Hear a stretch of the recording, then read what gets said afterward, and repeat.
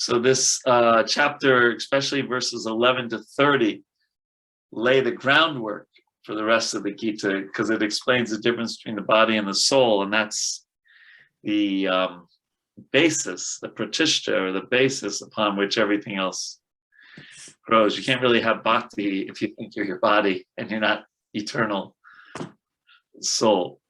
So, but before we get to verse 11, we have to go through verses 1 to 10. And what we're seeing in verses 1 to 10 is a continuation of Arjuna's reasons for not fighting. We hear one more reason, and that is he's just not sure what to do. And then we also hear we hear Krishna's reaction to his reasons, and Krishna is quite firm that he doesn't accept Arjuna's arguments. And then we also are going to hear about Arjuna's surrender. I'm bewildered, karpanya doso pata sabhava. I'm confused about my duty. I don't know what's best for me. Sishas peham sarimam tvam prapanam. Krishna, I'm your disciple. Please instruct me. Okay?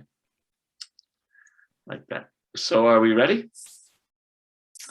Om Ajnana Timirandasya Jnananjana Shalakaya Chakshuram Militam Yena Tasmai Shri Gurave Namaha Shri Chaitanya Manobishtam Stapitam Yena Bhutale Swayam Rupa Kadamayam Tatati Swapadantikam Vandeham Shri Guru Shri Yuta Padakamalam Shri Gurun Vaishnavamscha Shri Rupam Sagrajatam Sahaguna Raghunatam Vitam Tam Sajivam Sadvitam Savahutam Parijana Sahitam Krishna Chaitanya Devam Sri Radha Krishna Padam Sahagana Lalita Shri Vishaka Vikamscha He Krishna Karuna Sindhu Dina Bandhu Jagatpate Gopesha Gopika Kanta Radha Kanta Namostute Taptakancha Nagorangi Radhe Brindavaneshwari Vrishabhanu Sute Devi Pranamami Hari Priye Vanchakalpa Tarubhyascha Kripa Sindhubhyevacha Patitanam Bhavanebhyo Vaishnavebhyo Namo Namaha Jaya Sri Krishna Chaitanya Prabhu Nityananda Shri Advaita Gadadhar Shivasari Gaura Bhakta Vrinda Hare Krishna Krishna Krishna Hare Hare Hare Rama Rama Rama Hare Hare. So my obeisances to all of you devotees, and let us begin the second chapter of the Bhagavad Gita. Oops, now. So,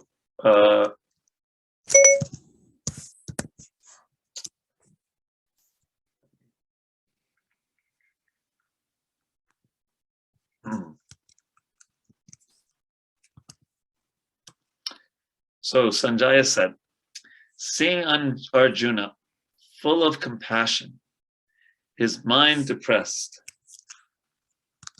his eyes full of tears, Madhusudan, Krishna, spoke the following words.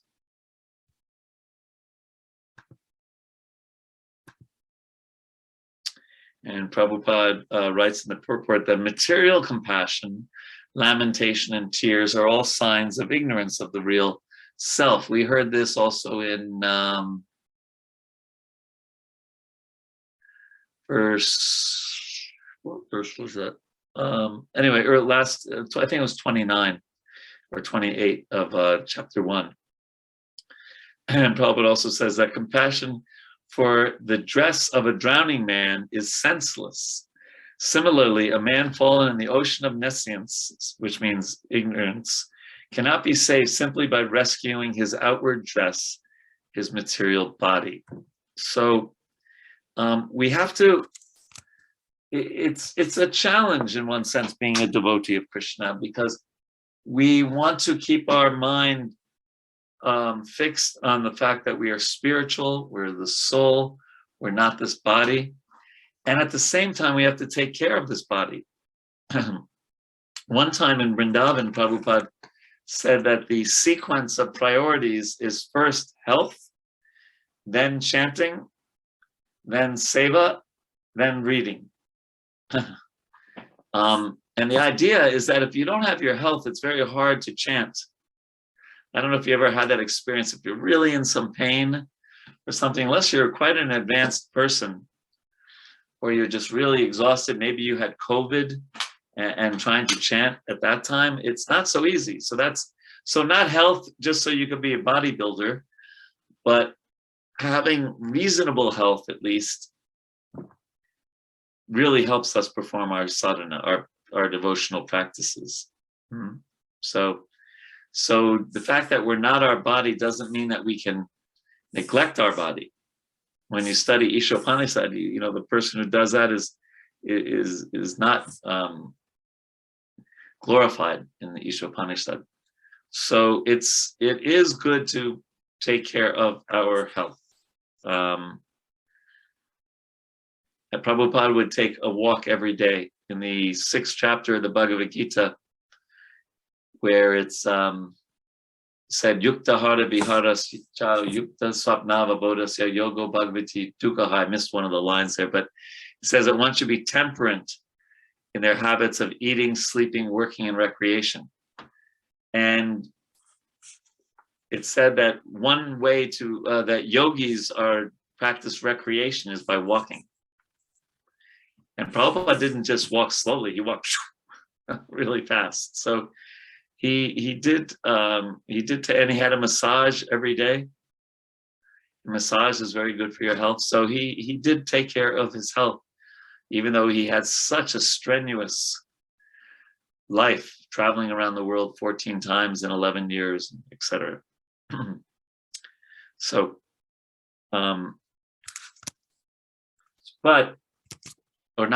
and we have to remind ourselves, we're not this body, we're the soul. Ultimately, this body is a dream.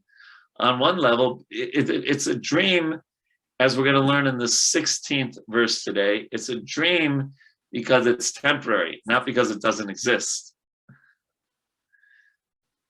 But it's a dream because it's temporary, just like all the previous bodies that we had. Where are they? Right? If you're my age, it means your parents have passed away. Where are they? They're still alive, but they're not with us. They're somewhere else. So it's this balance. But the way we deal with the balance easily is reminding ourselves, I'm taking care of my body for Krishna's pleasure. Because I'm the soul, I'm Krishna's servant. And that's the connection. We're not taking the body, for other reasons, but we're taking care of the body so we can do service to Krishna nicely. And why do we want to do that? Because I'm the soul, Krishna's servant. Okay. Any comments or points on that? Questions, comments?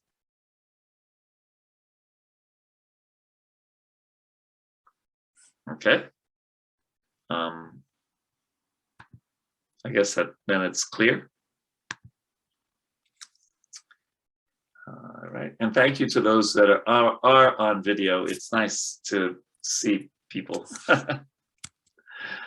All right, so verse number 2. The Supreme Personality of Godhead said, "My dear Arjuna, kutas tvam kashmalamidam." He said, how have these impurities come upon you? So remember, Arjuna has been preaching, in quotes, since like somewhere in the 30s of the last chapter. And Krishna's been very patiently listening. And he says, how have these impurities come upon you? They're not at all befitting a man who knows the value of life. They lead not to the heavenly planets, but to infamy. And Prabhupada writes that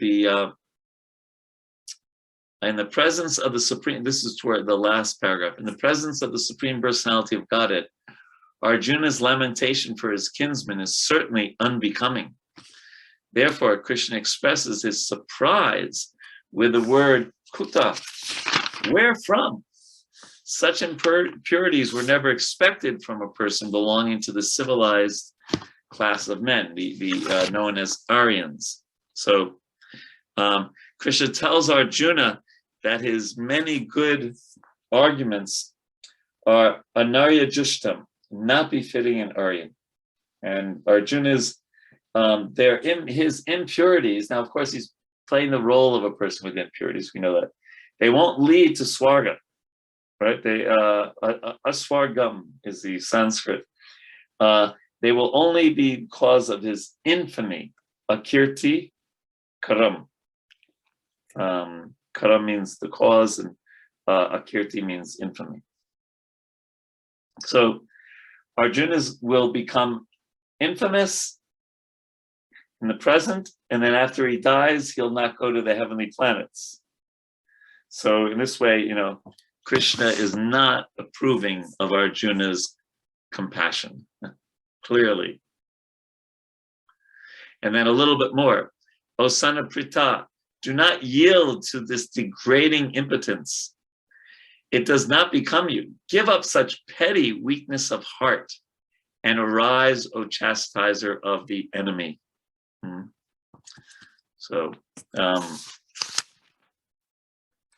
Krishna is immediately saying, Arjuna, I do not agree with your decision. With the, he says, kladbyam, this impotence. He says, because Kshatriyas, as we mentioned last week or the week before that, last week, that they're by nature they're proud, they're strong, and by accusing Arjuna of being weak, Krishna's he's like slapping Arjuna in the face. So, and there's more Sanskrit that Krishna here that Krishna's reminding Arjuna of his great Kshatriya lineage by calling him Partha. And Arjuna's the son of Indra. He's a great warrior. But Krishna wants him to know that someone of such high birth, how can he act like you're acting like a Kshatriya Bandhu, not like a real Kshatriya. Prabhupada writes in the purport that if the son of a Kshatriya declines to fight, he is a Kshatriya in name only. So Krishna's not accepting any of these 5 arguments, right? And he's kind of insulting Arjuna purposely to stir up his Kshatriya blood. And I was also thinking that in this verse, the Hridaya Darbhalyam, the Hridaya means the heart, and Darbhalyam means weakness. And do we ever experience that in our own lives? We know what's right, we know what's wrong, or we know we should get up when the alarm goes off and chant Hare Krishna, but we have this Hridaya Darbhalyam, this weakness of heart, and we just can't always do what we know is the right thing to do. Our mind becomes stronger than our intelligence. The intelligence knows what's right, but the mind says, nah, and then the mind is really good at rationalizing. Does anyone know how to spell rationalize?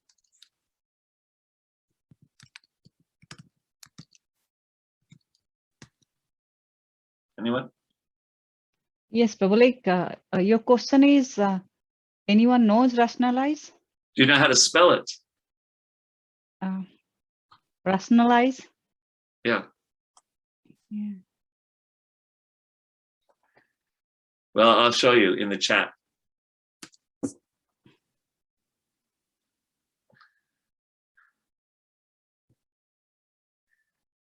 I spelt it differently than it's usually spelled, but that's what it's like. We wait. Yes, Radha or Brajanath, they put the actual spelling, but look how I spelled it. Rational lies. Okay. And that's often what we do. We lie to ourselves and make it, but it's very good oh, I will get up early starting tomorrow, right? Or it's okay to have this fifth jalebi because I will exercise tomorrow and work it off. So we make some interesting rationalizations to support our Hridaya Durbalyam. So this is something that we have to work on, because we now, all of us here, we know a good deal about Krishna consciousness. We know what's right, we know what's wrong. We know what we should be doing, we know what we shouldn't be doing, and sometimes still, because the heart, the weakness of heart, we just don't do the right thing. And that's, that happens before we are pure devotees, but we should pray to Krishna to help us overcome our own weakness of heart. And so Krishna is using a very beautiful, not a beautiful word, but a very meaningful word for in our situation, Hridaya Durbalyam, that it's this petty, he even calls it petty, this petty weakness of heart.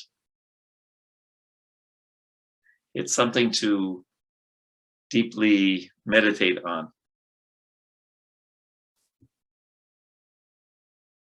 Some thoughts on this? Sadanand Keshwa and Navina Gopika, they put in rational plus lies. Yes, very good. Prabhuji, I have a question.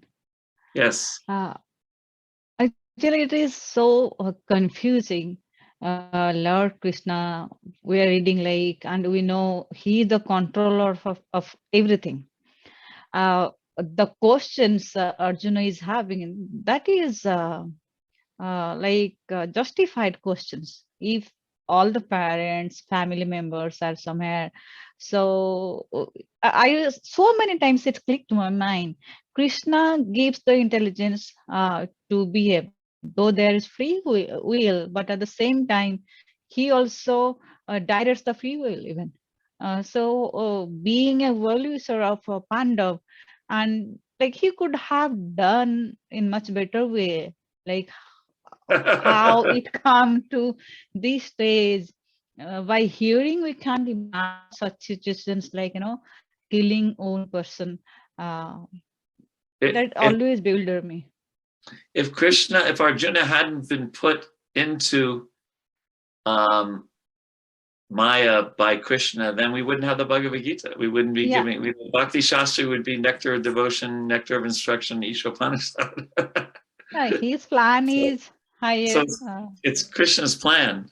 And but it's also, Arjuna's, like you said, Arjuna's using good arguments. He's quoting Artha Shastra, he's quoting Dharma Shastra. And Krishna says, yeah, but you're not actually looking at the ultimate reality, the soul. Mm-hmm. You're talking about nice things for society. And even some of the things that Arjuna was afraid would happen actually did take place. But Krishna's bringing it to another level, to a spiritual level.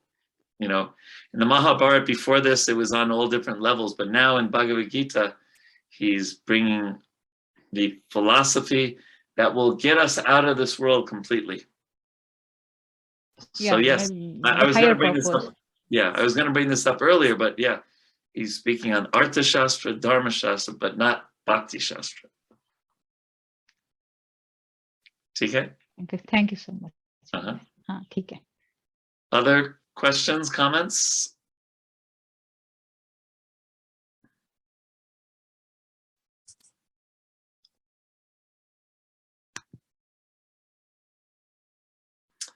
Okay, then we can carry on.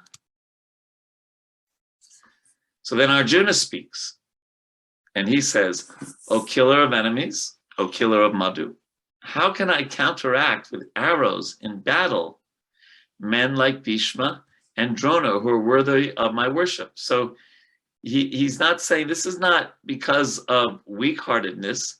This is because of pure-heartedness. How Krishna, would you kill Sandipani Muni? He's your guru, right? These are people I should be worshiping, my guru and my grandfather? And Prabhupada writes, respectable superiors like Bhishma and the grandfather and Dronacharya, the teacher, are always worshipful. Even if they attack, they should not be counterattacked.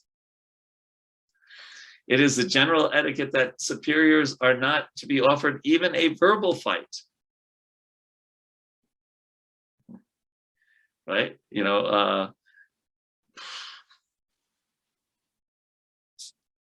Yeah, so this, so he's speaking on a certain level, as Mataji was just saying, but there's another level that Krishna is going to speak from. And so it is, so Arjuna, Arjuna wants Krishna to know that his decision not to fight is due to, I'm a good person, not that I'm a bad person. So now the question might be, how is Arjuna going, if he's not going to fight, and he's a Kshatriya, so he's going to kind of give up his Kshatriya occupation, how is he going to maintain himself? And he says, it would be better to live in this world by begging than to live at the cost of the lives of great souls who are my teachers. Even though desiring worldly gain, they are superiors. If they are killed, everything we enjoy will be tainted by blood. So you can't really envision Arjuna, going around ek rupya, right? Begging for. Of course, now I guess it's das rupya. When I was in Vrindavan, it was ek rupya. But you can't really envision, if you know anything about Arjuna, that he's going to become a beggar, right? It's like so opposite of what a Kshatriya would do, but still you see that he's even willing to consider that than kill his grandfather and his Guru Maharaj. And so he's in a very, very, very difficult situation. And so here comes the fifth reason for not fighting, right? Nor do we know which is better, conquering them or being conquered by them. If we killed the sons of Dhritarashtra, we should not care to live, yet they are now standing before us on this battlefield. So Arjuna doesn't know what to do. If he does not fight, he will have to beg. If he fights and wins, he will kill almost all of his friends and his relatives. Fighting and losing will mean he dies. And so he's confused about his duty. And yet Prabhupada kind of gives us a hint in the purport that Arjuna has the qualities necessary to receive knowledge. So that's what we're going to hear about in the next verse. So we'll do this and then ask if you have any comments or thoughts. So this is a famous verse.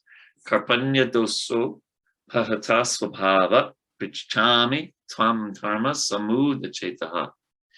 Yachreya shan nishitam bruhitam me sisyasteham sadhi mamtvam prapanam.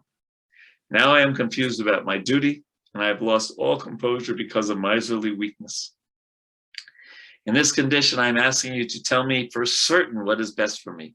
Now I am your disciple, a soul surrendered to you. Please instruct me. And then listen to the first sentence. By nature's own way, the complete system of material activities is a source of perplexity for everyone. Have you ever had that experience? By nature's own way, the complete system of material activities is a source of perplexity for everyone. So what's important here is, and it's kind of, again, addressing Mataji's point, that we often in our lives end up in situations like Arjuna, maybe not as difficult as Arjuna, but where you just don't know whether to turn left or turn right. Should I do this? And there's the problems if I do that. If I do this, there's the problems with that. And here Prabhupada is saying that's the nature of this world. We shouldn't be surprised when things are hard. We should be surprised when things aren't so hard. It's the very nature of this world. In every step there is perplexity, and therefore it behooves one to approach a bona fide spiritual master who can give one proper guidance for executing the purpose of life. All Vedic literature advises us to approach a bona fide spiritual master to get free from the perplexities of life, which happen without our desire. They are like a forest fire that somehow blazes without being set by anyone. Similarly, the world's situation is such that perplexities of life automatically appear without our wanting such confusion. So, we sing that song every day, right? Samsara Vanala Lila Loka. That is, spiritual master extinguishes the fire of material existence. So this is part of making spiritual advancement, to really be convinced that this world is not a happy place. Even if we're the happiest, richest person in the world, ultimately old age comes, and ultimately death comes. But there's hope. And I love this sentence: a person who, with a bona fide spiritual master, is supposed to know everything. Now that doesn't mean the price of rice in Malaysia, but the essential things. And then for this chapter, the essential thing is the difference between the body and the soul. Bus.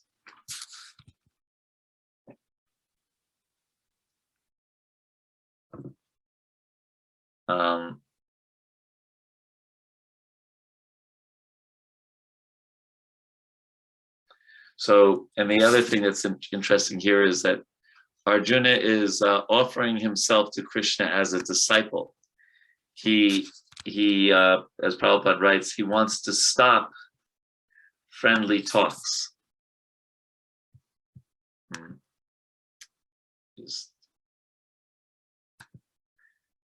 And that's a. I wanted to get a quote from Prabhupada about this. I have it. Oh no, that's a little later. But it's a serious. Arjuna is really in a tough spot, right? He's really in a tough spot. I don't think most of us are in as tough a spot as he is. Prabhupada said this in a lecture, that he is perplexed whether he should continue with this battle. There's a proverb in Bengali: when you are perplexed whether I shall eat or not eat, better not eat. Sometimes we come to this point: I am not hungry, whether I shall eat or not. The best course is to not eat. But if you eat, then you can eat in the month of December. Posha. Why? Bengal has a tropical climate, but when it is winter, it is advised that if you eat, it is not so harmful because it will be digested. The night is very long, or the cold season, the digestive power is nice. So when we are confused to do or not to do, when you think, shall I go or not, better don't go. But when it is a question of answering the call of nature, you must go. This is common sense.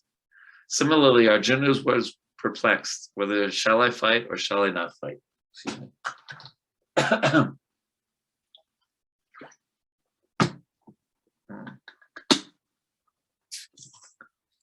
So some thoughts, questions, comments on these parts. Hare Krishna Prabhuji, Amrita Lillahi. So I felt like in verse 3, like going little back, Prabhupada mentioned in the purport that, sorry, just getting it. Therefore, like Krishna is concluding, therefore such magnanimity or so-called non-violence should be given off by persons like Arjuna under the direct guidance of Krishna. So if it is guidance, like any intelligence or any way we can connect, it is from Krishna, then without a hesitation we should follow. I felt very strong point here. Yeah.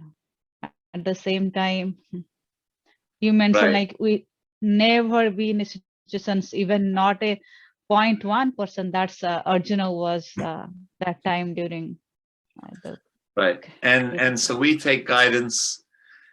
We listen to the guidance that Krishna has given Arjuna, and we also try to apply it to thousands of years later in a different situation than Arjuna. Yeah. Yes, go ahead. Sorry, Prabhu, I interrupted. Please go ahead, then I'll come back. Yeah.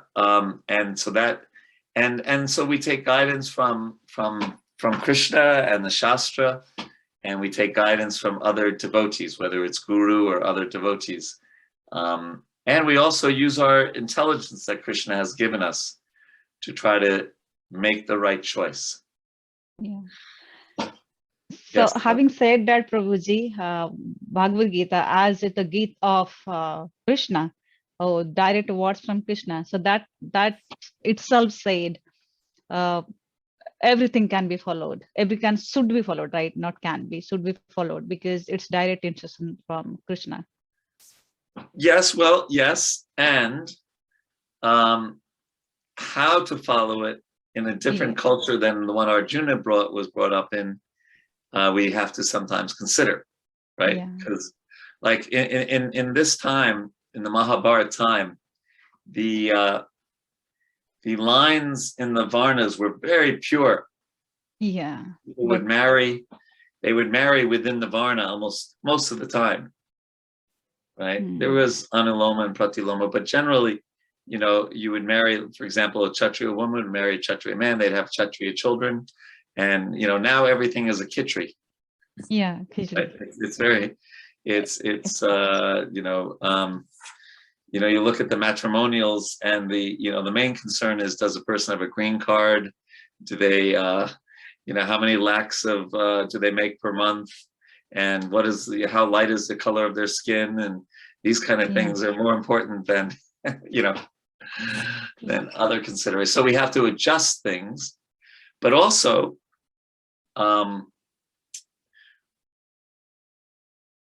there's parts of the Bhagavad Gita where Krishna is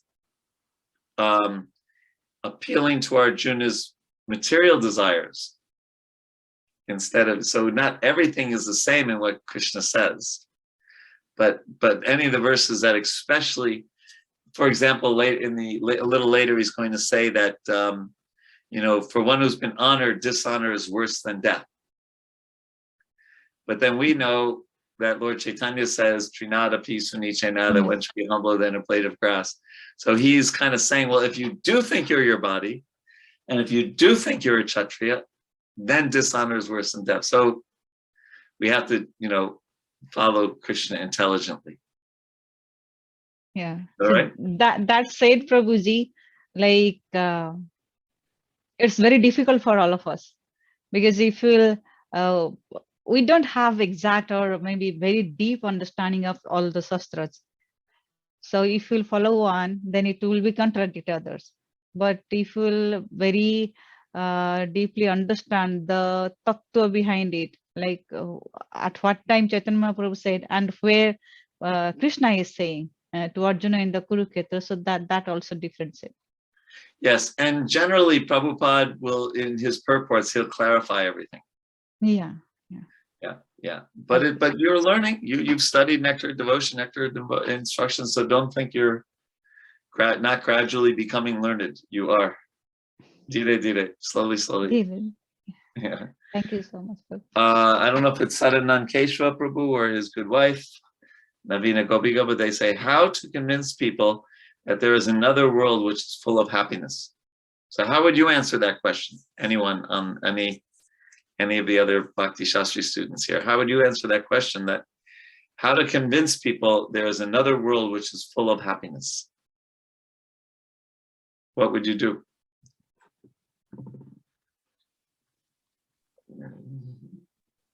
Try to live that life. Very good. Very good, Prabhu.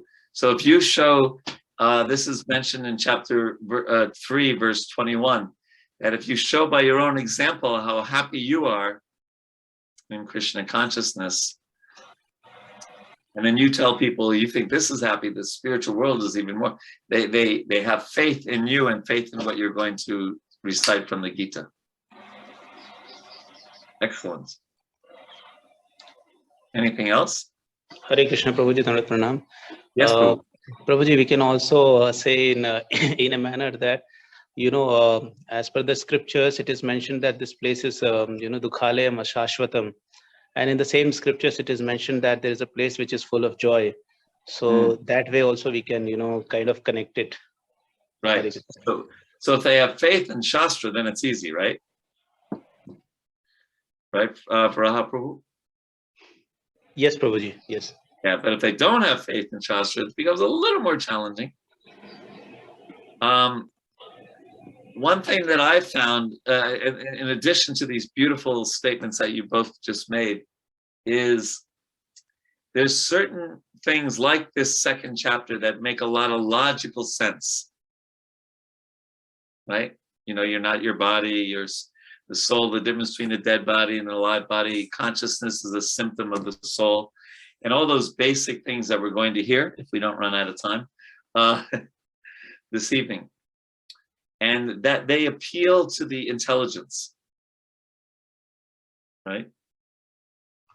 But, trying to convince someone that there's a spiritual world, or that Krishna plays a flute, or he has a peacock feather in his head, or, there's gopis and there's gopas and there's Govardhan Hill and all these things.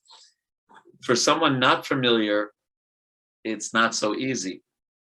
And I like to give this example. When I was a child in New York, my mother would often take me to dramas, to the theater, but not movie theater, but live performances of dramas. And when you arrive, they hand you a piece of paper that says, like, this is going to be the first scene, this will be the second scene, this will be the third scene, like that. So, they could have made a mistake. They could have maybe given the wrong flyer. But if I see scene 1 is exactly on stage, is exactly what it says on the piece of paper, and scene 2 is the same, I probably will have faith that 5, 6, 7, 8, 9 will also be the same. So when we present, very basic things of Krishna consciousness that make so much sense and satisfy the intelligence, people start getting faith, just like Vraja Prabhu was saying, people start getting faith in the scriptures, and then the things that they can't understand with their intelligence, like the existence of the spiritual world, they develop some trust in that. So very good answers. Thank you. And Manikandan writes, by introducing bhakti through asking them to read about Lord. Yes, so by their heart will become purified by hearing about bhakti, and then it'll be easier to accept things. Very good. Thank you. Okay. Thank you for that question, Saranand or Navina Mataji. Okay, so what verse are we on now? We are on 8.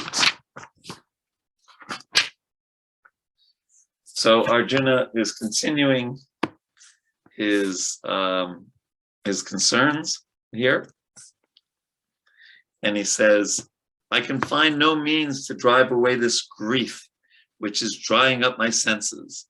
I will not be able to dispel it, even if I win a prosperous, unrivaled kingdom on earth. with sovereignty like the demigods in heaven. So even if I get all this success to kill my guru, to kill my grandfather, all my friends, all my relatives, right? And at the same time, you know, he's asking Krishna, please help. So finally, in verse 9, he says, you know, Sanjaya says, having spoken thus, Arjuna, chastiser of enemies, told Krishna, Govinda, I shall not fight. And he fell silent. And Prabhupada explains the significance in the purport of the word parantapa. He says, Dhritarashtra must have been very glad to understand that Arjuna was not going to fight and was instead leaving the battlefield for the begging profession. But Sanjaya disappointed him again in relating that Arjuna was competent to kill his enemies, parantapa.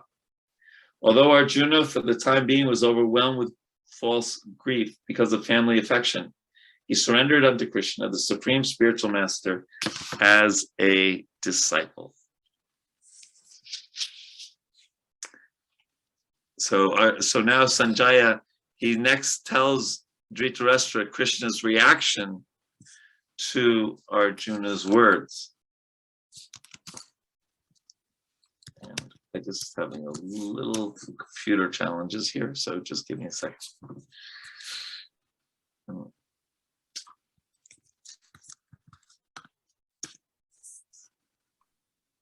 So, O descendant of Bharata, at that time Krishna, smiling in the midst of both armies, spoke the following words to the grief-stricken Arjuna. Prabhupada writes, as Lord of all, he, Krishna, is always in the superior position as the master of everyone. And yet, the Lord agrees to be a friend, a son, or a lover for a devotee who wants him in such a role. But when he was accepted as the master, he at once assumed the role and talked with his disciple like a master with gravity as is required. It appears that the talk between the master and disciple was openly exchanged in the presence of both armies, so all were benefited.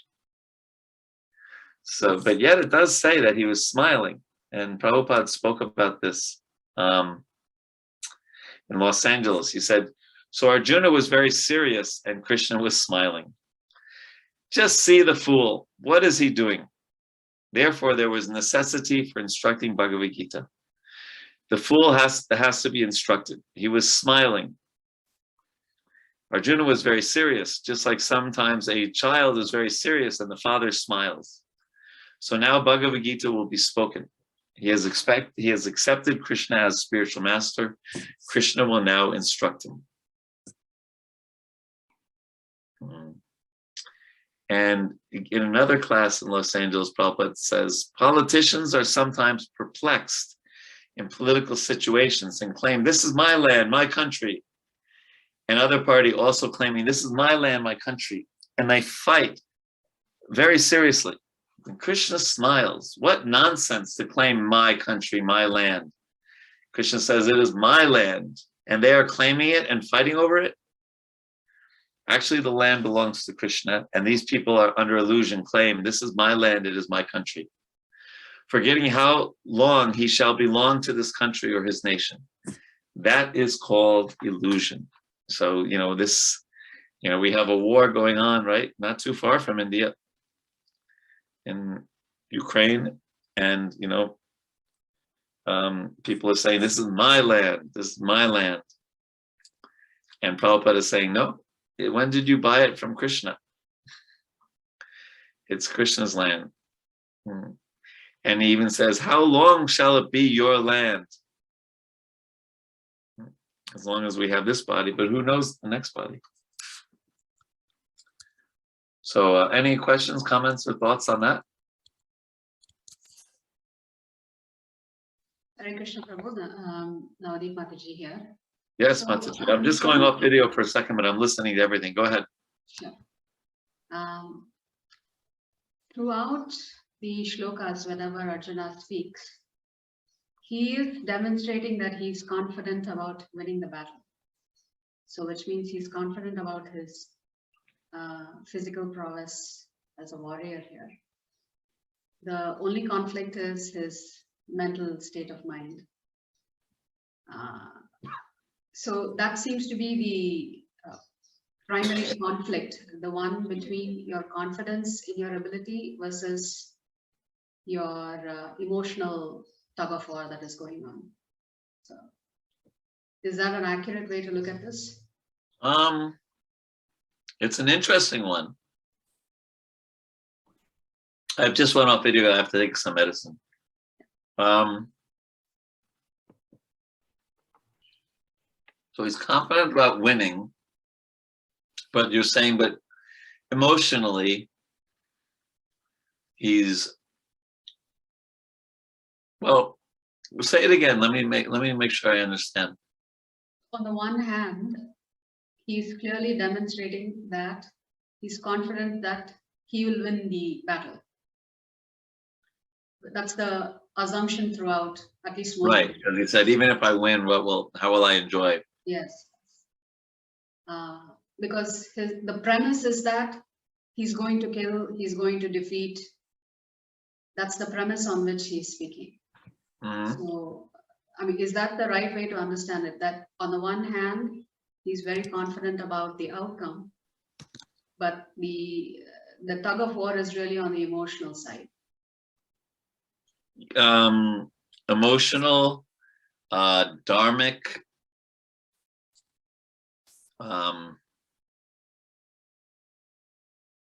yeah, I mean, that's a good, yeah, because he does, in many places, he'll say, you know, how can I enjoy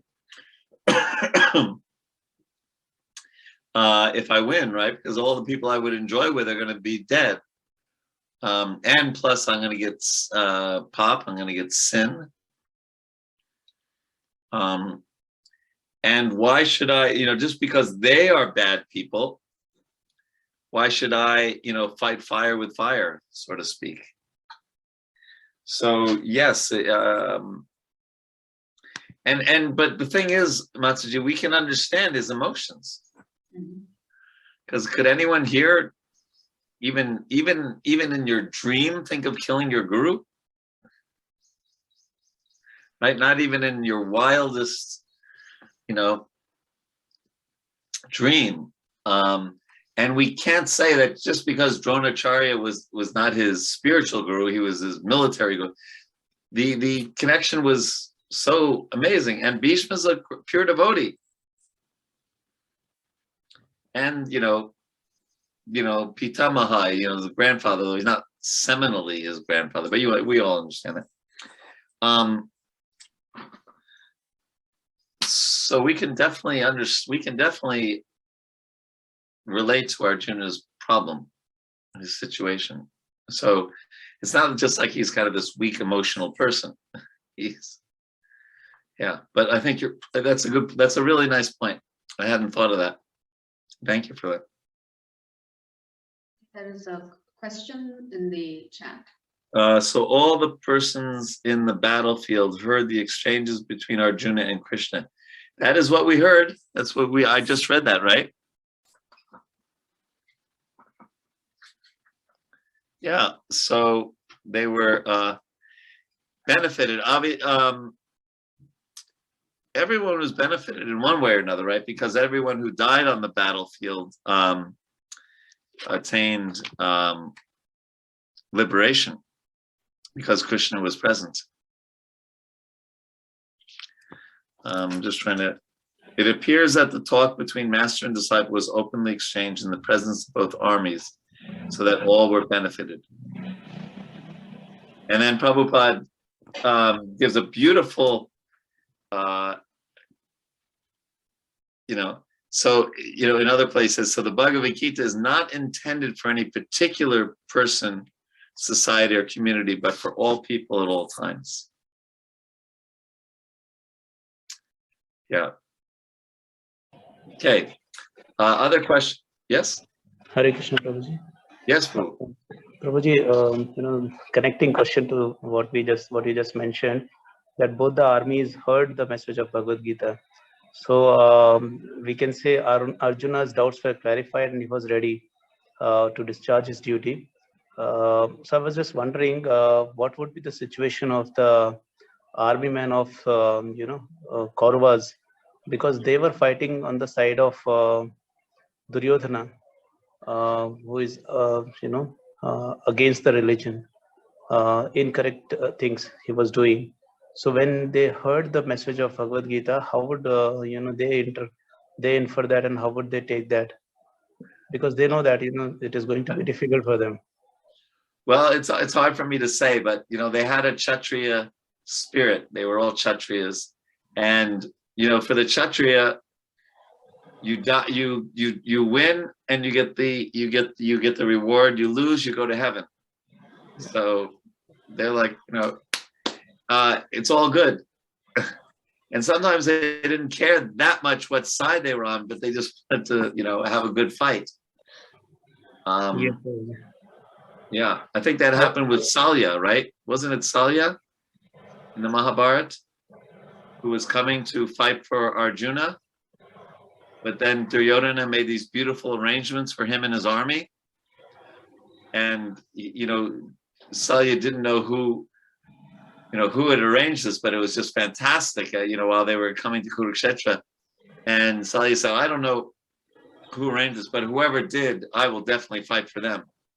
And then Duryodhana said, it was me, right? And he said, okay, well then I'll fight for you. Yes, bro. Thanks for that. It's very hard, at least for me, as a person who's not physically strong or anything, it's hard for me to understand fully the mood of a Kshatriya in Vedic times. Yeah.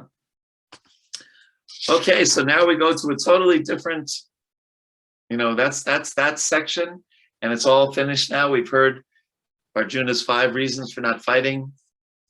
We heard the mini Mahabharata in the first 27 verses. We have heard a little exchange back and forth between Arjuna and Krishna, and Arjuna surrenders to Krishna. And now that he's surrendered, we're going to hear the chastisement of Arjuna by Krishna.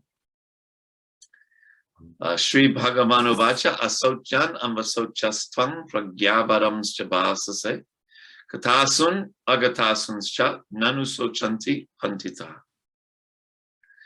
The Supreme Personality of God had said, while speaking learned words, so you're speaking from Dharma Shastra and Artha Shastra, so it sounds like learned words. You are mourning for what is not worthy of grief. So you're missing the whole point. Those who are wise lament neither for the living nor the dead. Prabhupada writes that Arjuna argued that religious principles should be given more importance than politics or sociology. Okay, so in other words, Dharma is higher than Artha. But he did not know that knowledge of matter and soul and the supreme is even more important than religious formalities. So he's being chastised here. And Prabhupada gave a lecture in Tokyo once, and he said, a spiritual master has the right to chastise. Fathers and spiritual masters are advised to chastise. Putram sasisyam chatadayat natu lalayat. So fathers and teachers are advised by Chanakya Pandit that you should always chastise your son and your disciple. Find out their mistakes. Never recognize the disciple's business or son's business as very good, or they will be complacent.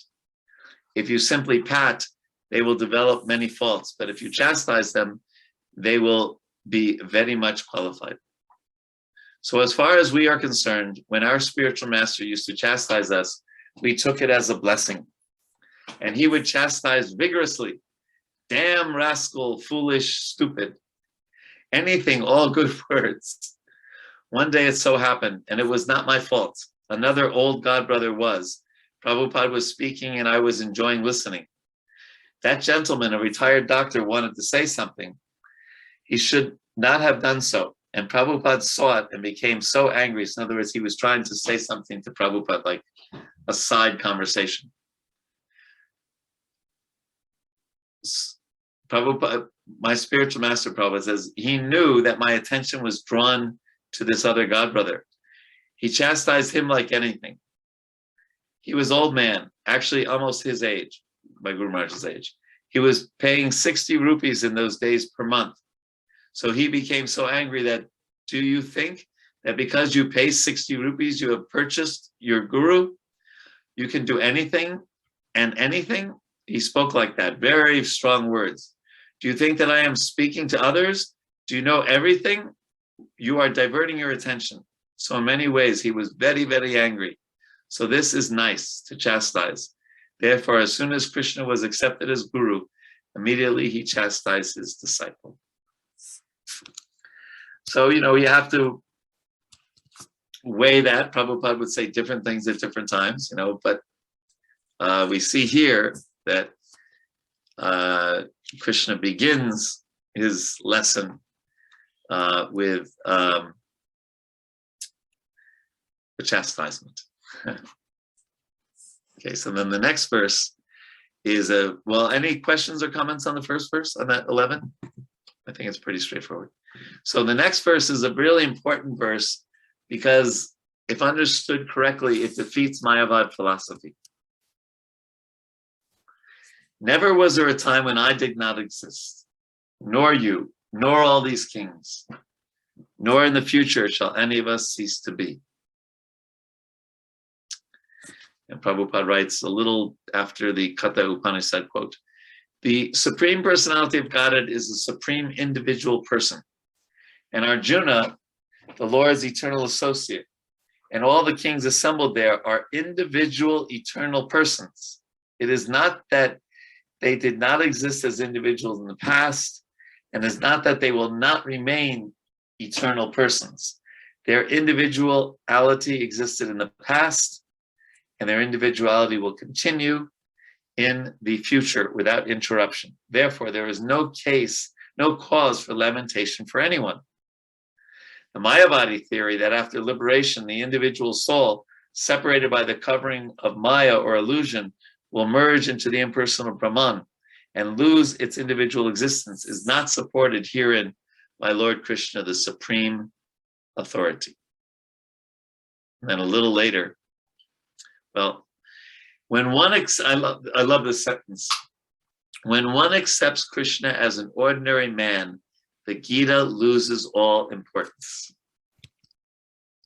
When one accepts Krishna as an ordinary man, the Gita loses all importance. And therefore, in the introduction, in the preface to the Bhagavad Gita as it is, Prabhupada says, at least theoretically accept Krishna as the Supreme Lord as you're reading Bhagavad Gita. At least theoretically. And then you'll be able to enter into the mystery of the Bhagavad Gita. The Mayavadis argue that the plurality mentioned in this verse is conventional and that it refers to the body. Now listen to Prabhupada's logic here, it's very good. So they say, no, it's just referring to the body, not the soul. It's just a convention. But previous to this verse, such a bodily conception is already condemned. So after condemning the bodily conception of the living entities, how was it possible for Krishna to place a conventional proposition on the body again?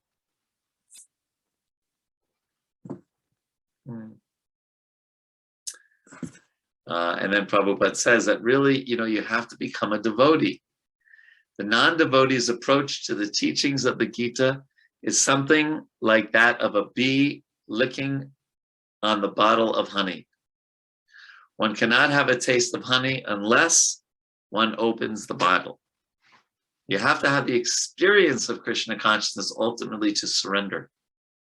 Similarly, the mysticism of the Bhagavad Gita can be understood only by devotees, and no one else can taste it, as is stated in the 4th chapter of the book. Nor can the Gita be touched by persons who envy the very existence of the Lord. So you can't taste honey just by licking the outside of the bottle. So Very strong words. Mayavadis will never understand if they don't take to bhakti. Because only bhakti mam abhichananti. You can only understand Krishna when your heart is full of love. Okay, so any questions, comments on these two verses? Hare Krishna, Prabhu. Yes, Prabhu. Prabhuji, you may please once again explain to me. I don't understand. It is And not I'll that go up they the did video not again. exist. Go ahead. In purport, it is not that they did not exist as individuals in the past, and it is not that they will not remain eternal persons. The individuality existed in the past, and it will continue in the future without interruption. I don't understand what is the meaning of the Prabhuji. What You is don't it? understand? Individuality means what? It is not the. It doesn't mean the physical form, you know. No, but it means that the soul is separate from Krishna. Yes, right. It doesn't merge into Krishna. We remain a person after this body is no longer. It's one of the most important parts of Krishna consciousness. That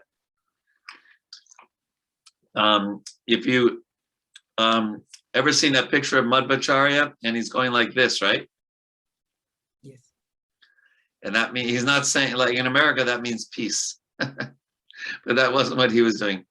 He meant there's the soul and the Supreme Lord, and that there are two individuals. They have a relationship of love, and that love makes them very close to each other, but they remain individuals.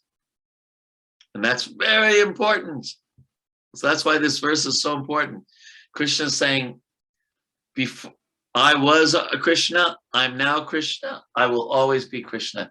You were a soul, you're now a soul, you will be a soul in the future. All these kings, they were souls in the past, they're souls now. They will continue to exist as individual souls in the future. Does that help, Prabhu? Okay, Prabhu. So that means the word individuality here refers to the soul. It may be in a different form. It may be a human being, or it may be some other form also, but the soul. Past, Exactly. present, and future. Okay, Prabhu. Yes. Right. Thank you for that. Thank you for that question. Other questions? Prabhuji. Yes. I don't have a question. I just wanted to add to Prabhuji's like your answer and Prabhuji's questions. I felt to mention this in verse 2 of chapter, like this chapter. Prabhupada explained the absolute truth that can be understood or expressed as Brahman, Paramatma, and Bhagavan. Paramatma, that like though we are parts and parcel of Lord Krishna, but every soul has their individuality. So that way, soul, and in verse 11 also, Prabhupada mentioned in the purport, just getting like no matter whatever you are caring for the body, so it is going to be destroyed today or tomorrow. So soul is the eternal, so you should be care for that soul. So having said those two things, like individual souls have their like identity, and that goes from birth to birth. Like that is the what I can say, distinguished from like one soul to other. And maybe I missed something. I thought to answer in other way, like to add, but yeah, as Prabhu Yeah, just so like I am 63 years old. So where was I 66 years ago? Maybe in another body, or definitely in another body. Yeah. But who knows? Yeah, who knows? But another. But I remain. I was a soul then. I am now. And after I leave this body, Yes. Maybe I'll be in Vrindavan going Ek Rupya,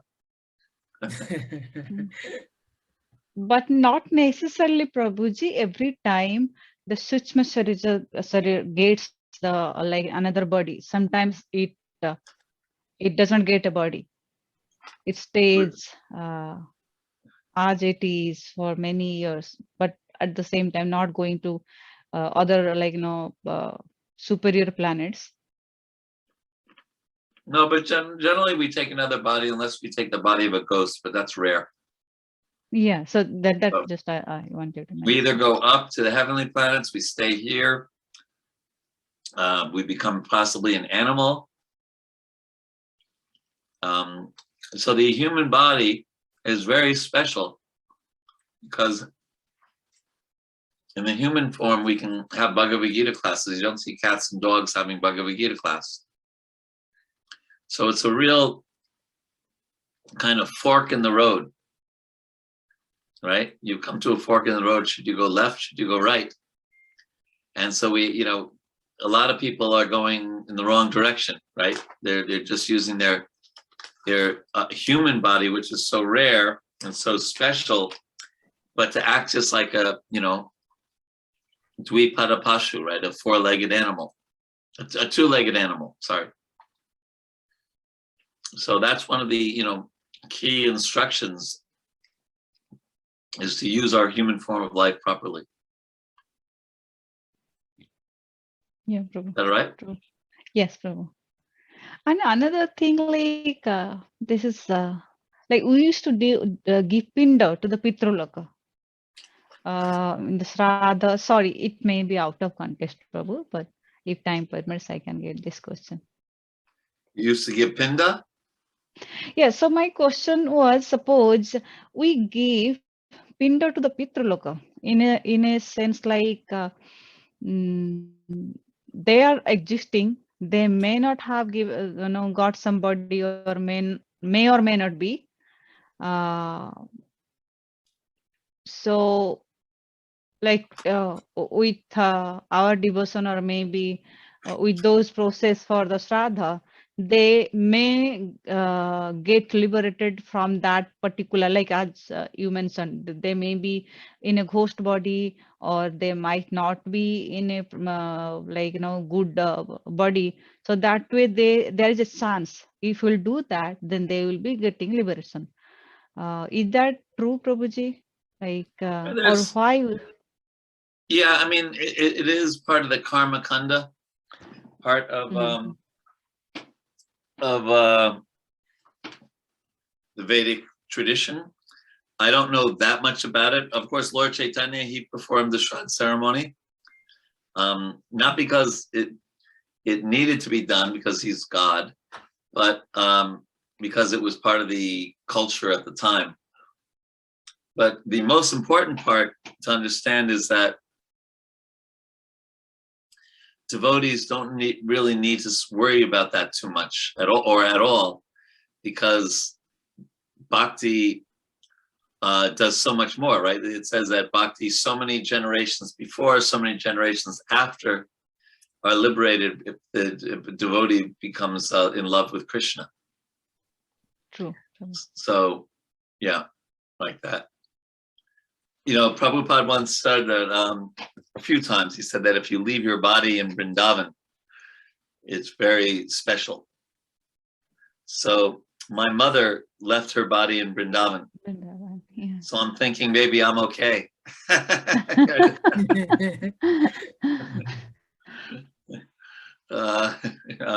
that. Or my son, I think I told you, right? My son took initiation 2 weeks ago. Yeah, congratulations, Prabhu. Thank you. So maybe he'll take me back to God also. And I don't have to worry about it. You are also in good platform, Prabhuji. Tottering platform. Your humbleness. But maybe either my mom or my son will help me. That is a sign of true devotee, Prabhuji. Yeah. That's so nice. I told my son, you don't have to do any shraddha, this, that, just give me some money now. Oh, really, Prabhuji? Really, you asked? No, it's a joke. Yeah, It's a joke. Yes. So my son, has a new name now. His name is Gokul Raj. Gokula, so nice. And Janki's name? Janaki's name is Jai Gopali. Jai Gopali, so nice. They're here or they moved to They're UK? in UK. UK, yeah. London, Bhaktivedanta Mana. My Janaki or Jai Gopali is right now in New York because Genevieve Harrison is getting married tomorrow. And yeah, you know her. She's the very famous singer. Yes, Yeah. Krishna Kripa Prabhu's daughter. I'm sorry, I'm forgetting name of Kripa Kripamaya. But Yeah. when we used to live in London, we were associated with Bhaktivedanta Manor. We used to have like his association. He's so nice. Yes. Hare Krishna. So Hare Krishna. All right. So shall we continue? We are on one of the most important verses, one of the most famous verses in the whole Bhagavad Gita. Dehinoshmin yata dehe komaram yuvanam jara tata dehantara praptir diras tatra namuyati. As the embodied soul continually passes in this body from boyhood to youth to old age, the soul similarly passes into another body at death. A sober person is not bewildered by such a change. So Prabhupada writes that since it is sure to have another body in the next birth, either material or spiritual, there's no cause for lamentation by Arjuna on account of death, neither for Bhishma nor for Drona, for whom he was so much concerned. Rather, he should rejoice for their changing bodies from old to new ones, thereby rejuvenating their energy. And a little later, Prabhupada writes, any man who has perfect knowledge of the constitution of the individual soul, the super soul and nature, both material and spiritual, is called a dhira, a most sober person. Such a man is never deluded by the change of bodies. So this is something to really meditate on, that, if I showed you a picture of me when I was 5 years old, and I'd say, this is me, and you would say, that's not, someone might say, no, that's not you, that doesn't look like you at all. And I'd say, I'd start getting angry, that's definitely me, right? But my body's totally changed. And my mind has also changed. I couldn't give a Bhagavad Gita class when I was 5 years old, right? The mind changes, the body changes. What remains the same? It's the most simple thing. Who is the I that keeps on saying, that's me when I'm 5, me when I'm 15, me when I'm 25? Body's totally changed. Mind's totally changed. What has remained the same? And then the tricky part is tata dehantara praptir, that this continues also in the next life, that the soul takes another body. And dhira, a sober person, keeps this in the back of their mind. Now, it's a very interesting situation, because that doesn't mean we can somebody breaks their leg or somebody dies, and you just go, you go up to their wife or their husband and say, no problem. They got another body. You should be happy. There's a human nature to this as well, and we need to find that balance. So we can appeal to the human nature, but usually for devotees, if people just give them some time to lament and even cry and things like that, eventually they come to the understanding, my father or mother, they're in a better place now, or they're with Krishna and Krishna's taking care, right?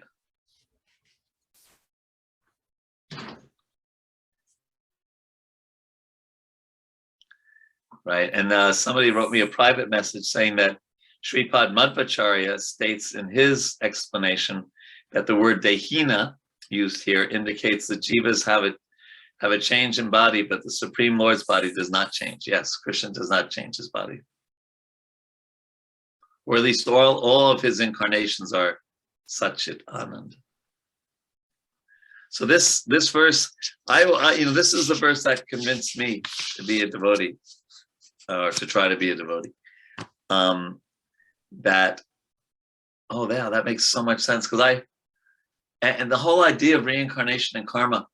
When I would we lived in the suburbs of New York, and when we went to New York, the city, especially in the 70s, there was a lot of beggars. And I lived in a very wealthy area. We weren't wealthy, but where we lived was a wealthy area. And I would wonder, as a child, why is somebody driving around with a Mercedes-Benz, another person is begging for food? And then when I heard about karma and reincarnation and how we have different lives, and we did things in our previous lives that affect, it all totally made sense to me. So this verse was very helpful. It was really important for me in trying to be, deciding to become a devotee. So Krishna he's assuring Arjuna, Bhishma and Drona are both souls that ultimately cannot die. And death is simply a change of body. And every one of us has to go through it. Right? Anyone here not going to die, not going to leave your body? Raise your hand. Right? So it's a very, very powerful verse. Very powerful verse. We'll do one more and then we'll take questions or comments. So the next verse, Matras Parshas Tukonteya Sitosnas Sukadukada Agama Payino Nityas Tamstatiksha Shravart. I think somebody said, are we going to skip the Sanskrit? So I think that was Ram Krishna. So we will do the Sanskrit, Prabhu. Thank you for your encouragement. I feel bad that we didn't do it in the beginning, but you have corrected me. Hare Krishna, Prabhu. You have chastised me. Krishna. O son of Kunti, listen to this. This is another one to meditate on. The non-permanent appearance of happiness and distress. Do you ever have happiness and distress?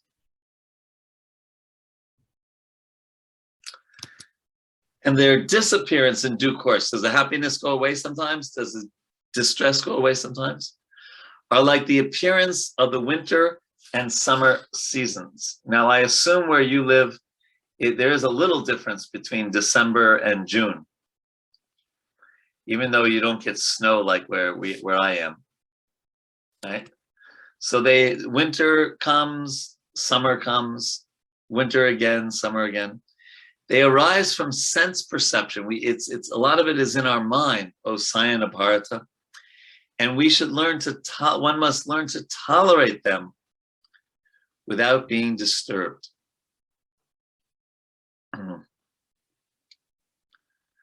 And Prabhupada, says that one, even if it's cold, one has to do one's duty and rise above the happiness and distress. So he gives the example of, even if it's cold in the winter, you take bath, or even it's super hot, you still cook for Krishna, right? Because you transcend the happiness and distress. And I feel I was very lucky. I had a lot of opportunities to do this. I was doing Sankirtan for many years in Michigan. And if you know anything about the United States, Michigan is a very cold area.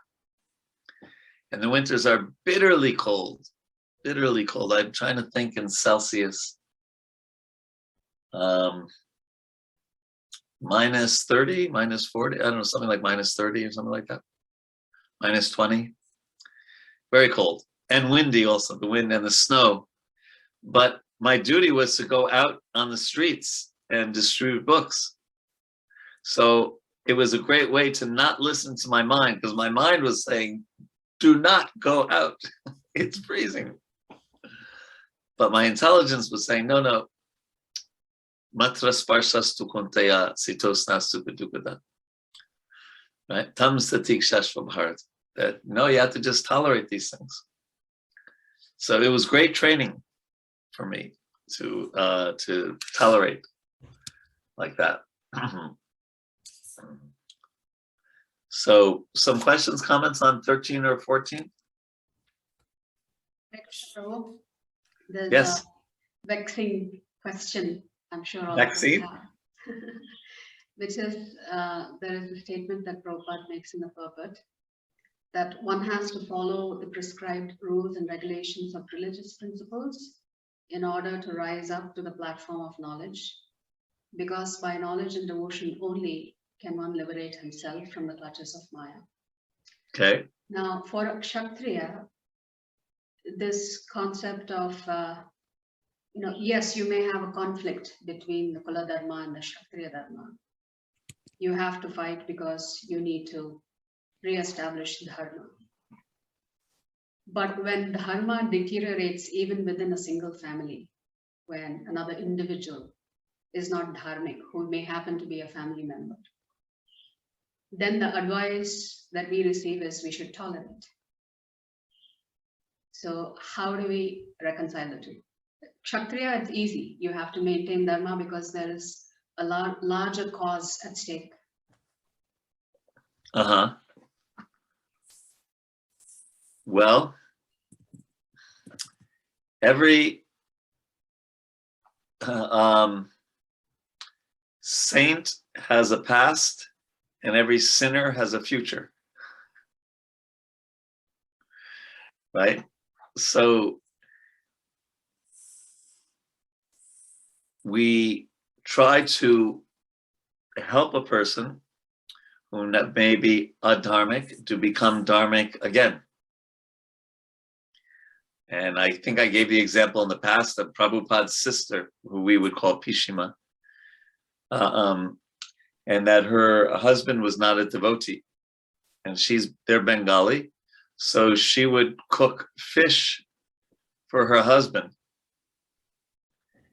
Then she would take bath, put on new clothes, get a different pots and pans, and then cook for Krishna. And so she, so obviously eating fish is not very dharmic, but I don't know if he eventually became a devotee. I'm not sure about that. I don't know the history that well.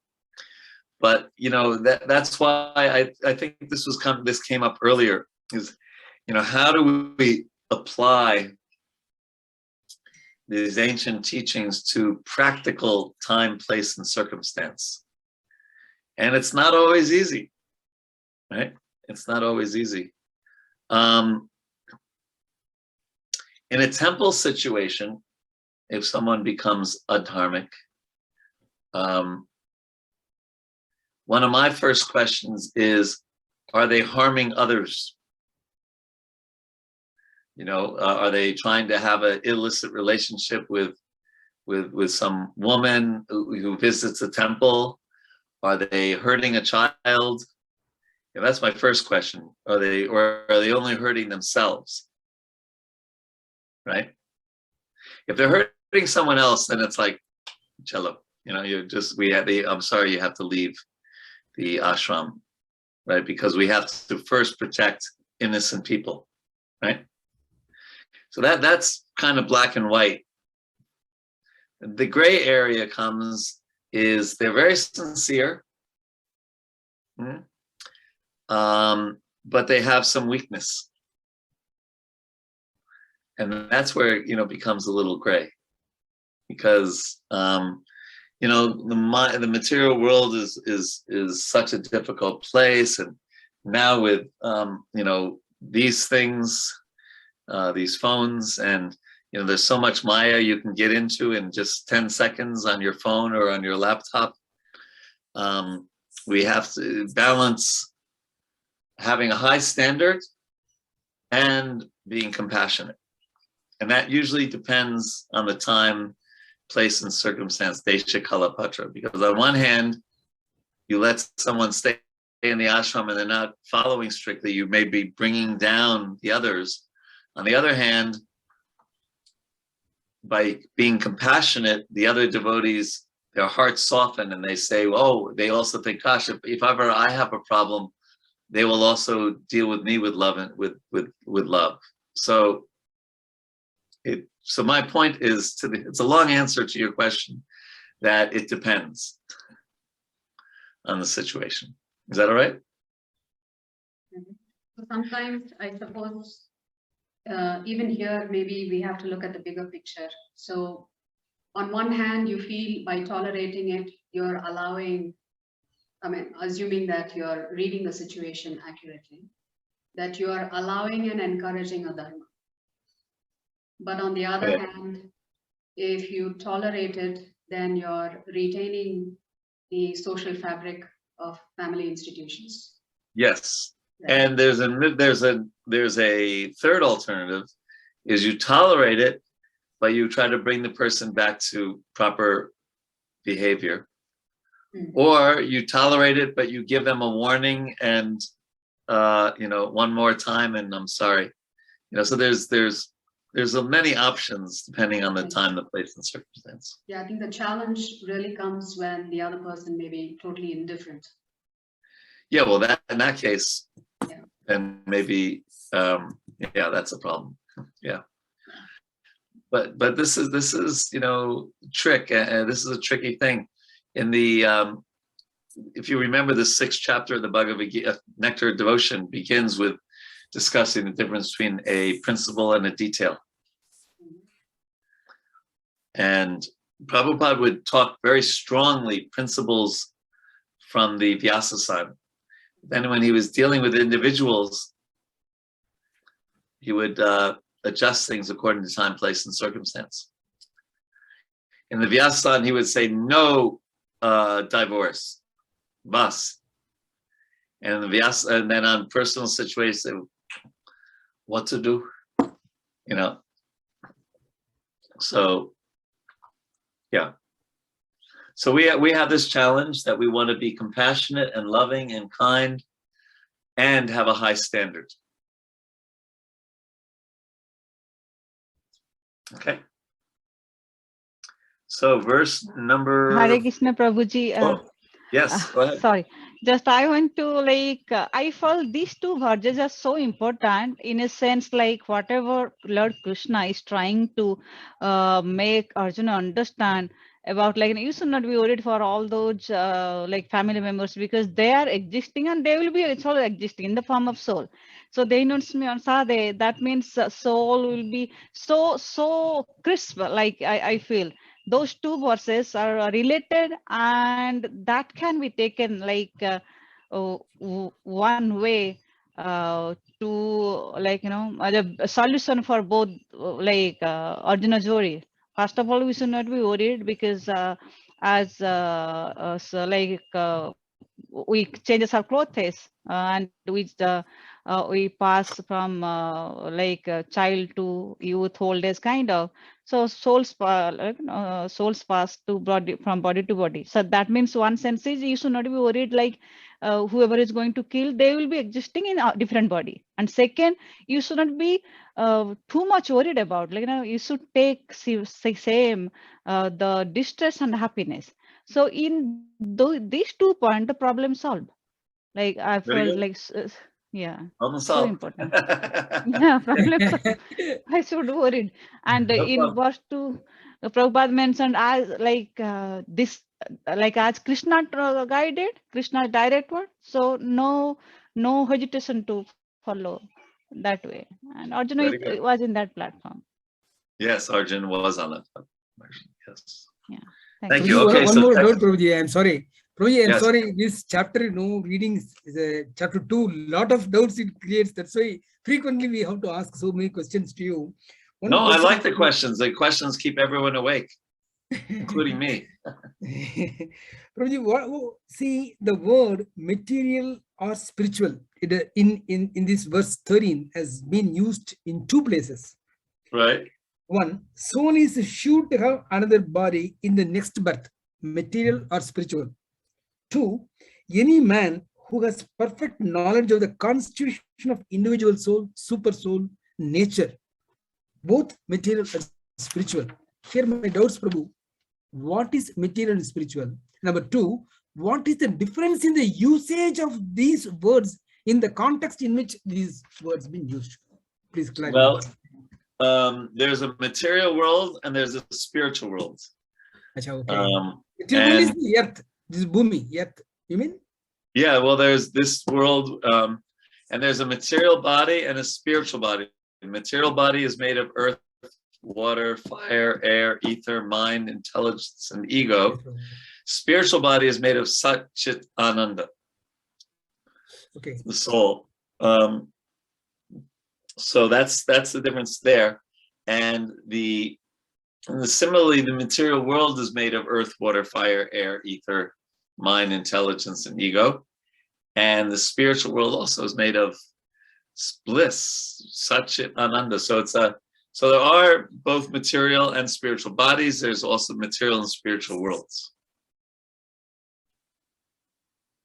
Is that okay? Okay, bro. That means the material and spiritual refers to the material body and spiritual body, and material world and spiritual world. That's Very all? good. Yes, Pakka. Thanks, bro. Thank you. Very good. All right. So Prabhuji, another question. Sorry, Prabhuji. Like as you mentioned, there will be some different elements, like 5 gross elements, like metal, like gross elements, earth, ether, this, and 3 subtle. 3 subtle elements, yeah, like false ego, intelligence, and mind. So out, like, is there, as you mentioned, there will be spiritual elements. So what are the names of those, and that will be different than 24 elements of Sankhya philosophy? Yes, it is. I said it. It is Sat Chit Ananda. Satchitananda, yeah, Satchitananda. Yep. Yeah, thank you. Hare So Krishna, much. Prabhuji. One question, Prabhuji. Yes. Bhupati here, Prabhuji. Hare Yes, Krishna. Prabhupada.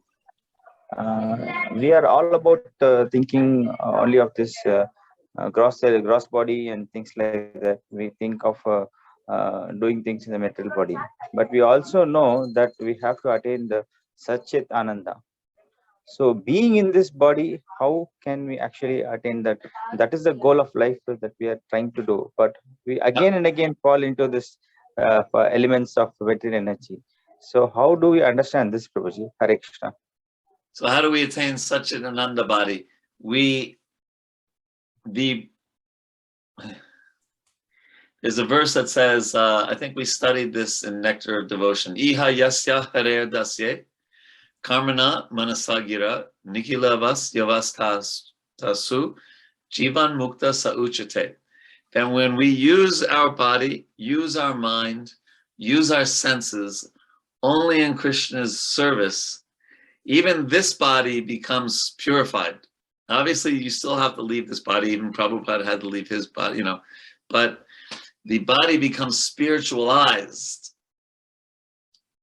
by using it fully in Krishna's service. And Prabhupada also says in Bhagavad Gita that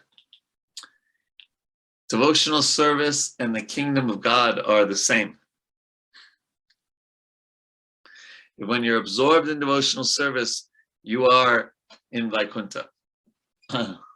Now you can fall down from that, and start saying, what time is the pizza coming, or something like that. But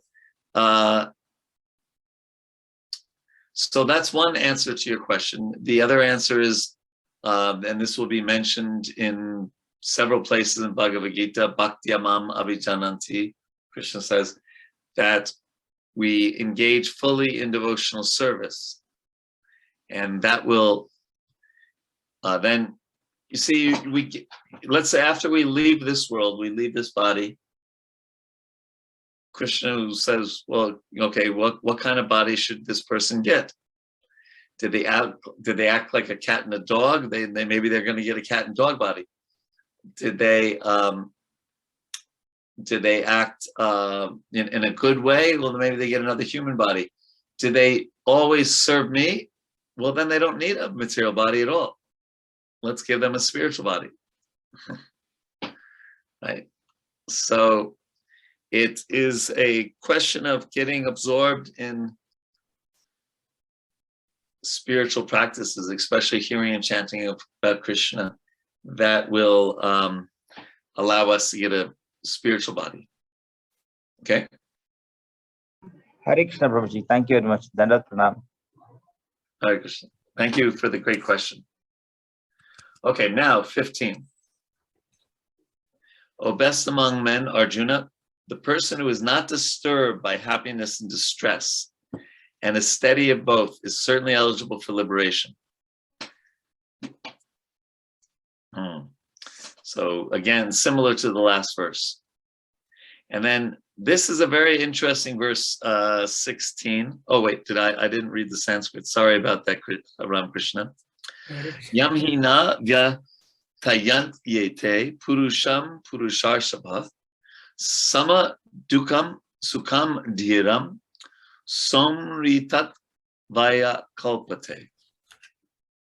And that sukha dukkha means happiness and distress. And sama means, well, here it says unaltered or, equipoised, even-minded in sukha dukkha, and patient, dhiram. Then text 16 is a beautiful verse. Na sato vidite bhavo, na bhavo vidite satah, ubayor api distrontas, tvan nayas tatvadharshibi. Those who are seers of the truth have concluded that of the non-existent, the material body, there is no endurance. And of the eternal, the soul, there is no change. This they have concluded by studying the nature of both. So how can you say the body is non-existent? Here it is. So remember, we said the definition, one way to define something is if it's temporary. So in that sense, this body doesn't exist, and it won't exist in 20, 30, 40 years from now or whatever. It's not permanent, but the soul is eternal. And Prabhupada writes, there is no endurance of the changing body, that the body is changing at every moment by actions and reactions of the different cells is admitted by modern medical science, and thus growth and old age are taking place in the body. But the spirit soul exists permanently, remaining the same despite all changes of the body and mind. That is the difference between matter and spirit. By nature, the body is ever changing and the soul is eternal. This conclusion is established by all classes of seers of the truth. So these verses 11 to 30, impersonalists, personalists, they all agree, because it's all about just being a soul. It's not yet about the nature of the soul as God's servant. So that's important. Okay. Then 17. Avinasi tutadvidhi yena sarvamidam tatam vinasham avyayasyascha avyayasyasya nakachit kartam arhati. That which pervades the entire body, you should know to be indestructible. No one is able to destroy that imperishable soul. So now we're hearing a little bit about the soul. It's indestructible. Arjuna won't be able to kill the soul. This refers to the second part of text 16, Nasato vidite bhava, explaining that this body-soul duality. Okay, and then the next verse explains more. Antavatu ime deha nityas yokta saririna anashito prameyasya tasmad yujasva bharata. The material body of the indestructible, immeasurable, and eternal living entity is sure to come to an end. Therefore, fight, O descendant of Bharata. So this verse 18 it reverses Arjuna's argument that by not fighting, he will save his family members from harm, right? That's what he's been saying. Even Navadvip Sachi Mataji was saying that, Arjuna's sure he's going to win.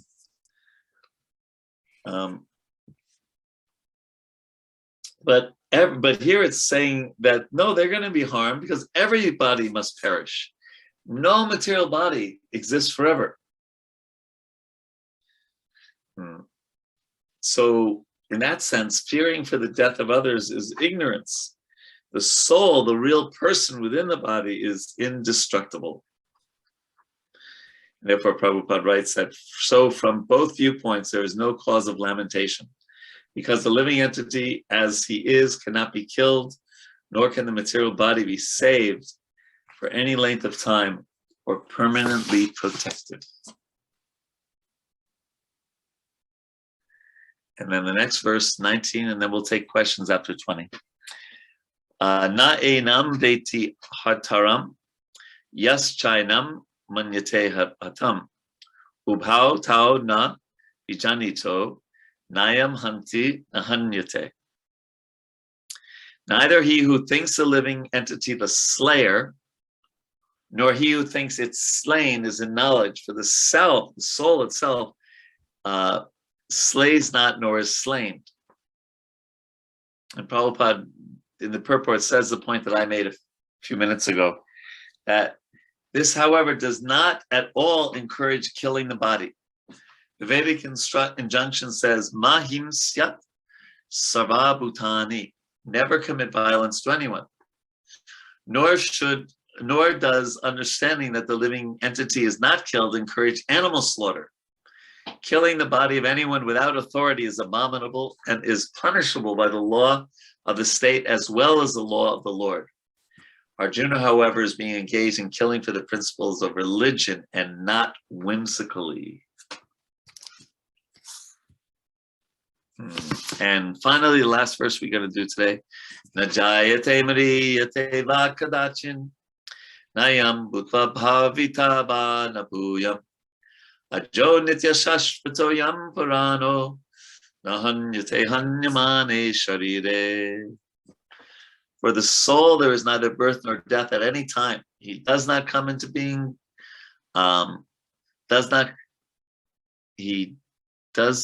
he has not come into being, does not come into being, and will not come into being. He is unborn, eternal, ever existing, and primeval. He is not slain when the body is slain.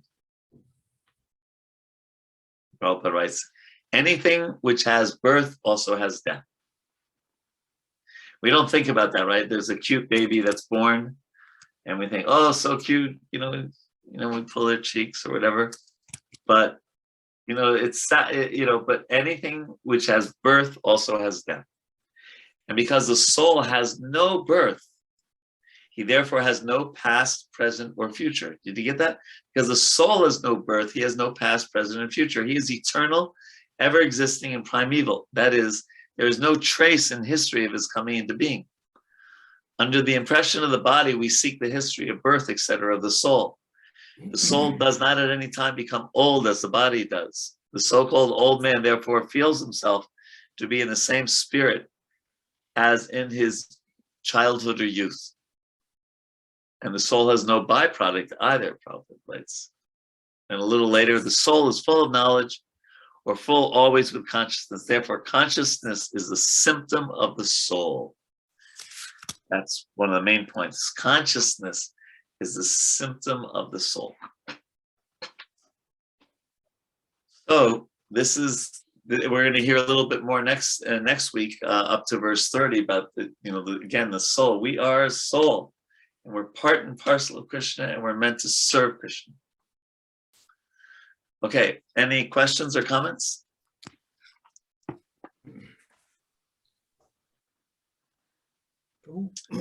In verse 16.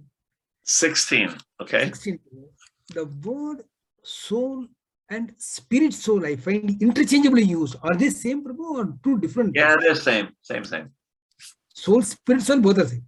Yeah, same. Okay. Just different ways of explaining. Okay. But thank you for reading it so carefully. It's okay, Prabhu. Prabhu, in verse 17, Prabhu, Okay. it says, the soul is spread all over the body. Which Well, by anyone can consciousness, understand. doesn't it say that? The soul is spread all over the body, which anyone can understand. Which is consciousness. That means soul and the consciousness are Right. same. No. Consciousness is a symptom of the soul. Sorry, I could not I comprehend. mean, Sorry. yes, in one sense, yes, yes, the soul is conscious. It's one of the qualities of the soul. But the soul is also full of love for Krishna ultimately.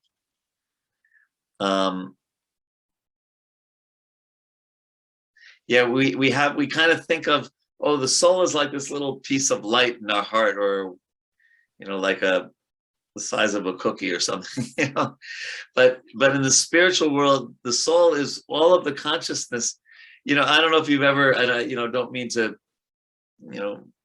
put a dampener on this, but if you've ever been with a dead body, and of course I've been with many because I lived in Vrindavan and devotees would go there to leave this world, you see it so clearly. At 1 minute, the person's conscious, they're seeing through their eyes, and the next minute, bus. And what was it? And no consciousness, nothing. And clearly that which was giving consciousness has gone. Yes, So the soul is conscious. I don't know if you can say the soul is consciousness. one The facet soul of is consciousness. What's that? Is it one facet of consciousness is, sorry, consciousness is one facet of soul. It is not the soul per se.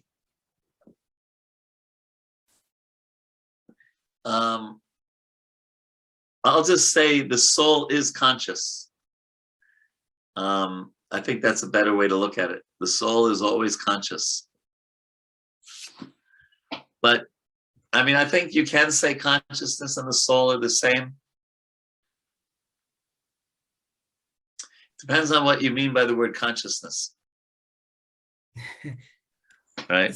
But the main point is that the soul is energizing the body, energizing the mind, energizing the intelligence, energizing the ego.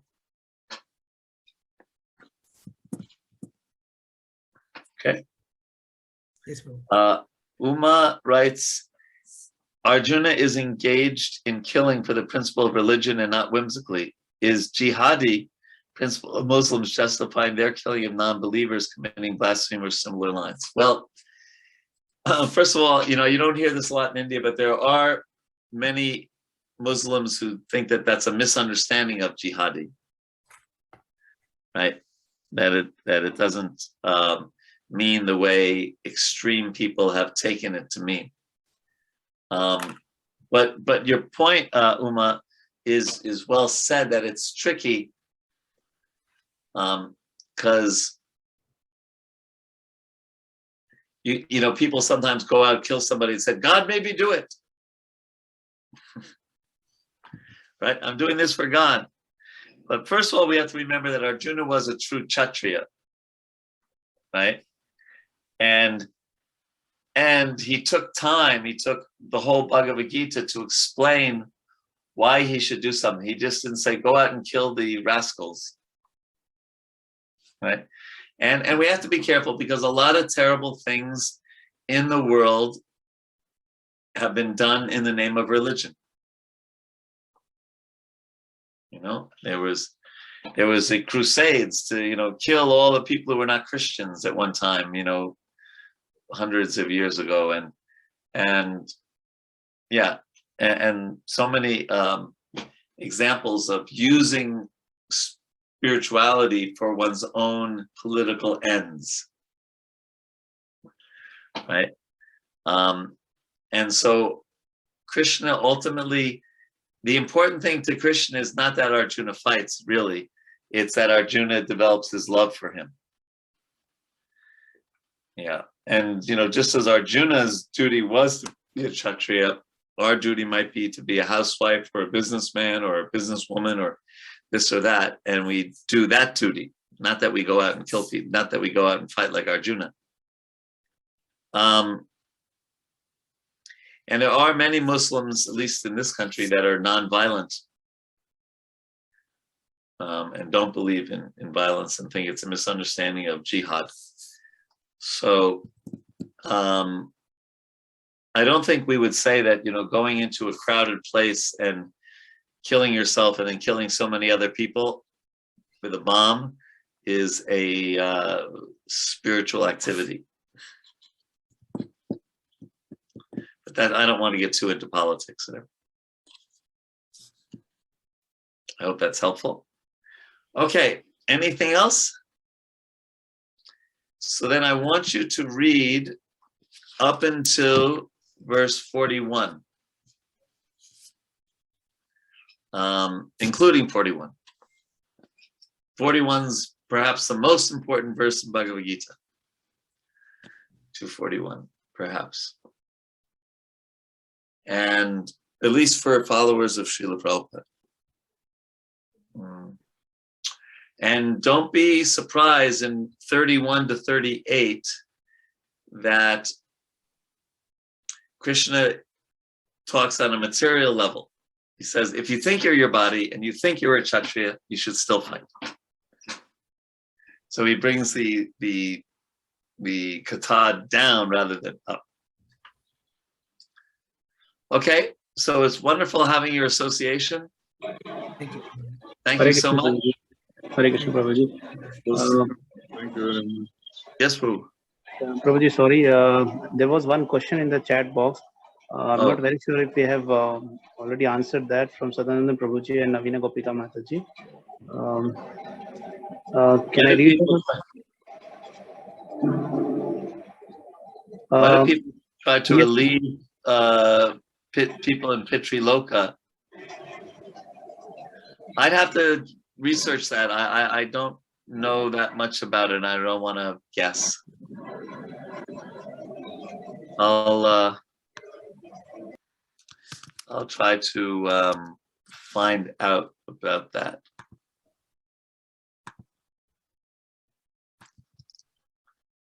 Okay.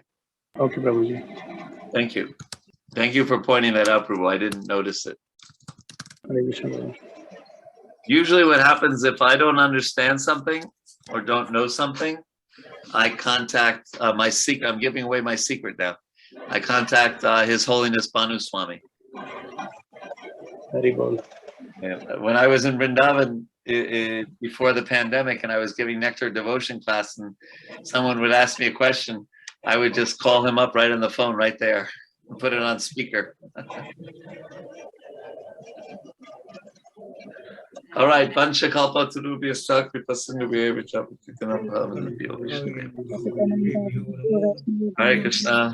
Hare Krishna. Thank No, you thank you so so much. much. Hare Krishna. Pranam, Dharam, Pranam to all the Vaishnavas. Guruji, can I stay back? I have a